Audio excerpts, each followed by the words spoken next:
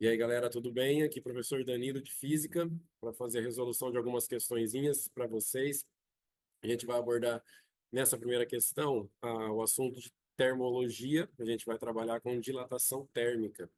Uma questãozinha da FAMECA, uma questão relativamente simples, tá? Para a gente falar um pouquinho sobre esse assunto, tá? Sobre a dilatação térmica. Aqui, o que que a gente tem no enunciado? Um termômetro que mede temperaturas entre -20 e 80, utiliza como grandeza termométrica a altura da coluna de mercúrio do tubo capilar do termômetro.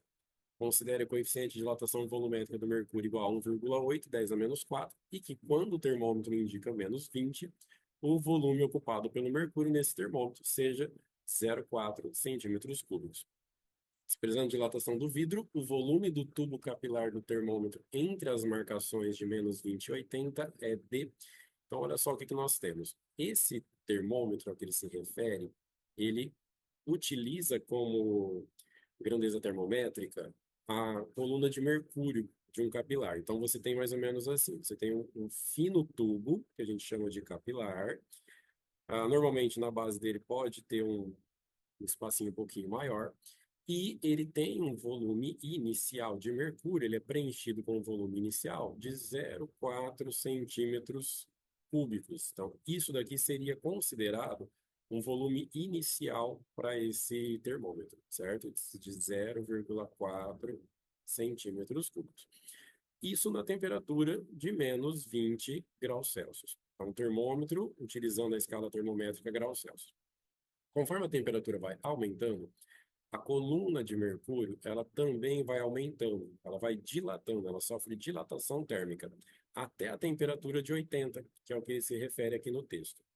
E a essa temperatura, a gente vai querer saber qual foi a dilatação, a dilatação volumétrica desse mercúrio.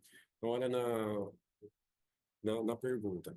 Expressando a dilatação do vidro, o volume do tubo capilar do termômetro entre as marcações -20 e 80. Então, a gente está aqui, ó, entre as marcações -20 e 80, a gente quer saber esse volume. Isso daqui representa a variação volumétrica, a variação de volume sofrida pelo líquido, pelo mercúrio que está ali dentro.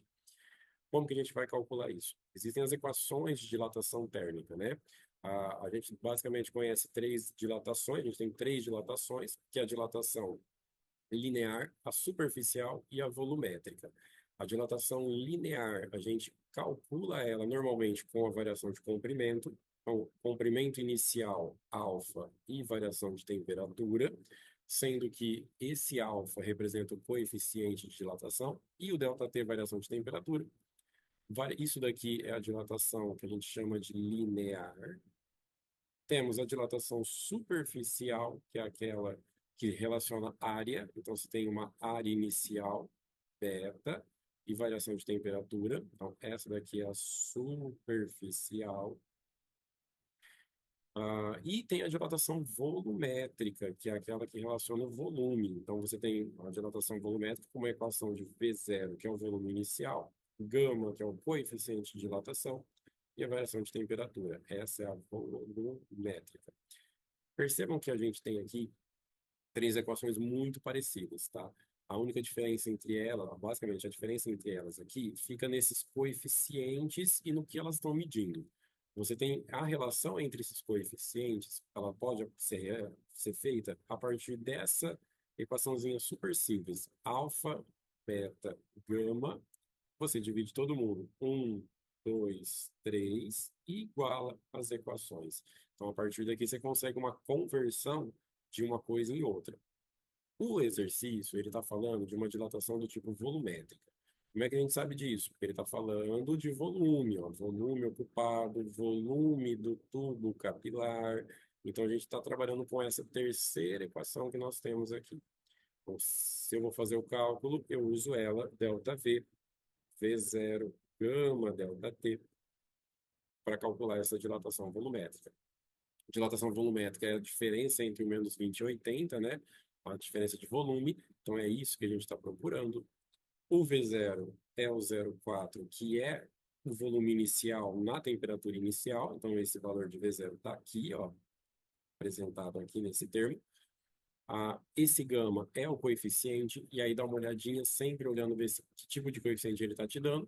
Então, a dilatação, coeficiente de dilatação volumétrica já é o coeficiente que eu vou utilizar aqui, já é o gama. Então, você coloca 1,8, 10 a menos 4, e a variação de temperatura, sempre fazendo o final menos a temperatura inicial, que é menos 20, certo? Fazendo essas contas, aqui 0,4, 1,8, 10 a menos 4, e aqui 100 de variação de temperatura, então 80 menos 20 seria 80 mais 20, e multiplicando esses números, a gente vai ter 72 vezes 10 a menos 4, certo? E nas alternativas a gente tem notação científica, então você tem um 7,2 vezes 10 a menos 3 centímetros cúbicos. Então, como eu iniciei o exercício com a medida do volume inicial em centímetros cúbicos, né, que é o valor 0,4 que está aqui, então a gente tem a resposta em centímetros cúbicos também. Variação de temperatura medida em graus Celsius, porque as temperaturas aqui ó, estão sendo medidas em graus Celsius, e o coeficiente em graus Celsius é menos 1. Então, as alternativas, as unidades de medida estão batendo, né? Estão de acordo uma com a outra. Você tem a alternativa correta aí como alternativa D, tudo bem? Fiquem atentos com o enunciado do exercício para você saber, primeiro, que tipo de dilatação a gente está utilizando, né? Se ele está falando de volume, se ele está falando de área ou de comprimento, e o tipo de coeficiente que você está recebendo ali, né? Você tem um coeficiente linear, superficial e volumétrico, e a conversão entre eles está por aqui, ok? Espero tê-los ajudado com esse exercício. Até a próxima.